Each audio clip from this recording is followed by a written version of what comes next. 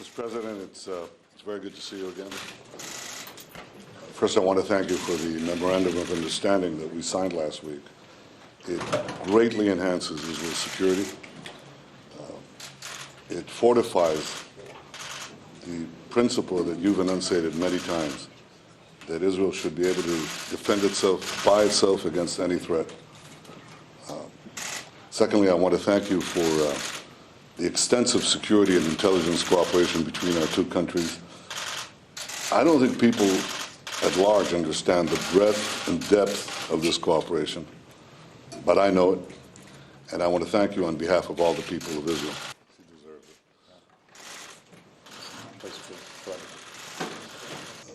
it. We've been fortunate that in pursuing these two tasks, Israel has no greater friend than the United States of America, and America has no greater friend than Israel. Our alliance has grown decade after decade through successive presidents, a bipartisan Congress, and the overwhelming support of the American people.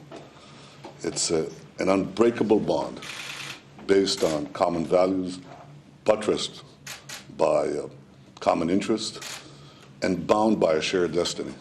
And I want to thank you, Mr. President, for the opportunity to once again discuss how we can shape that destiny together. Thank you. Thank you. Thank you so much. Well, it's good. And so the memorandum of understanding that we recently signed, I think, is indicative of that. What it does is provide an assurance and a foundation for the kinds of ongoing military and intelligence cooperation that has been the hallmark of our relationship. It allows, I think, Israeli planners the kind of certainty in a moment where there's enormous uncertainty in the region.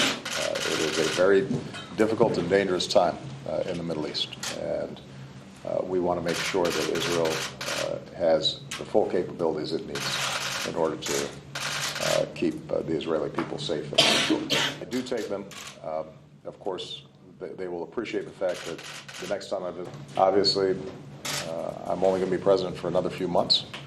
The Prime Minister will be there quite a bit longer, and our hope will be that in these conversations we get a sense of how Israel sees the next few years, what the opportunities are and what the challenges are, in order to assure that